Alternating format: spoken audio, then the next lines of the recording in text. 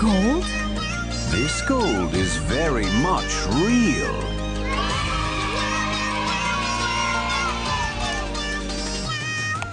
Years later.